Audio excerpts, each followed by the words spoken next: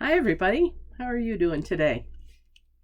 I have a series of questions for you today, and they're going to be calling to mind people you've ever known. And I think there are two, three, four, five of them, I think. And because I really want you to think seriously about it, you might want to hit the pause button between each question as you think about your answer and then jot it down.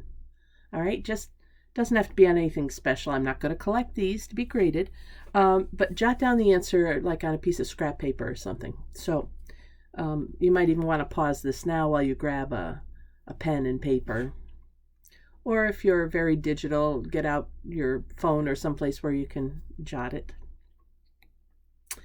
And after the questions, I'll ask some more questions. All right, it's a day of questions. First one. Who is the smartest person you've ever known? The smartest person you've ever known.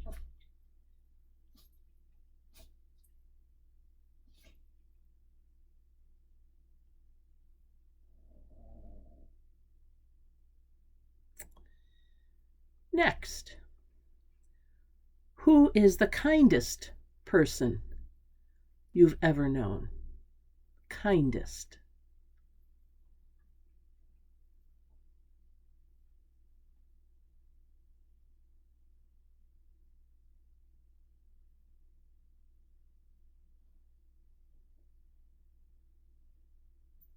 Third. Who is the most challenging person you've ever known? Most challenging.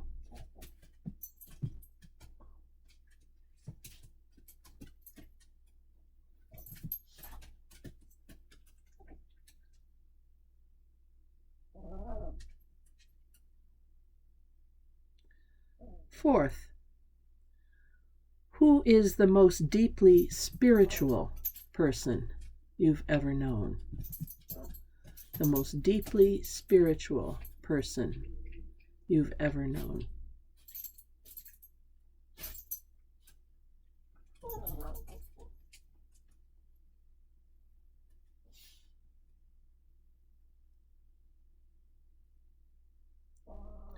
And the last, who is the most powerful person you've ever known?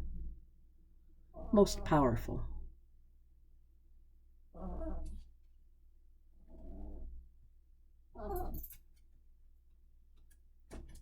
Be right back.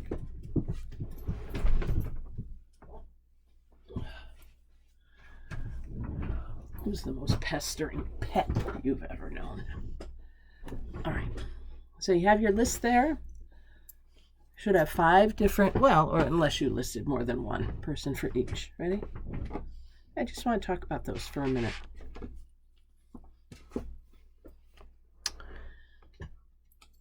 How many times in those answers did you say Jesus? I can hear you now. Oh, yeah, but you said person, you said alive, you said, no, I said person you've ever known. If you didn't say Jesus, if not Jesus, why not?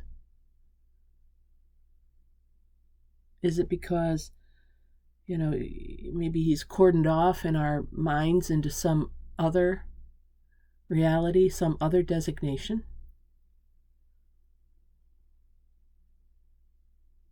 I mean, we say that we follow him. We are a post-resurrection people, so we know that he is alive. He is risen indeed.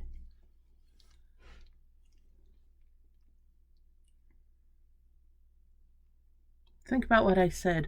Who's the smartest person you've ever known? Who's the kindest person you've ever known? Who's the most challenging person you've ever known? Who's the most deeply spiritual person you've ever known, most powerful you've ever known. Just makes me wonder a little. And I would have fallen into this as well, I'm sure, if I hadn't been the one asking the questions. It's kind of interesting. I have weekly FaceTime conversations with my brother and sister-in-law. And my brother Bob is 14 years older than I am. Also, having been a teacher, deeply spiritual man, deeply religious man, as is his wife, Margot. Every week, Bob, it's very sweet. Every week, Bob has 3 questions that he's written down to ask me. They could be anything. Sometimes they're about our past. Sometimes they're about what's your favorite fill in the blank. Yesterday or Sunday, I think one of them was, what's your favorite hymn? And some of them he brings back around other times later on because he knows that our answers change. And they're great. They come after we've been talking for 45 minutes or something. He'll say, and he'll reach in his breast pocket and he'll say, okay, well, my 3 questions for this week are, and then he takes them out and reads them to me. And it's the sweetest dynamic. But it really gets all of us thinking because, and he was asking me if you could sit down and talk with anyone about whatever his topic was. And I said, I thought for a minute and I said, well, Jesus. And he goes, no, I mean someone you've known. And I went, duh, Bob. And he went, oh, that's true. He said, I was going to say someone who was had been living, but, and it just prompted this whole discussion between us then of how we think of him, how we think of Jesus. And I've been plagued by it ever since. Not plagued. I've been challenged and enriched by it ever since. I mean, I think most of us tend to think of him either as a historical figure or as some sort of spiritual guru, but that puts him off in a different place in my head. That puts him out there somewhere, not a part of everyday life. And I know for about a year, our congregation was really working at picturing, well, several of us, I'm sure some weren't, but we're trying to picture him coming into the room in physical form and sitting there talking with us or riding in the car with us.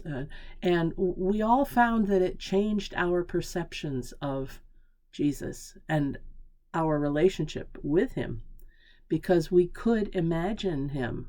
I could imagine him walking in the door right now of this pantry in this office, and for all I know, he is here right now, and hopefully he's blessing this conversation. So why is it that we continue to cordon him off and put him in another realm that says, oh, that's spiritual stuff, that's church stuff, oh, that's not of this world? And I don't have the answers for me, let alone for you. So I invite you to think about that today. And when you start thinking about people and who you've known, intentionally inject Jesus into the list. See how it changes things, maybe. Okay, that's it for today. Thanks for joining me for this, a little bit different prayerful pause, a time for us to think of something greater than ourselves. I'm Pastor Deb Swift of South Presbyterian Church in Rochester, New York, and I thank you for sharing this time, carving out this time, some of you do, I know, to engage in this prayerful pause every day. And may it be what God intends and what you and I need. So have a great day. God bless. Take care. I'll see you next time. Bye for now.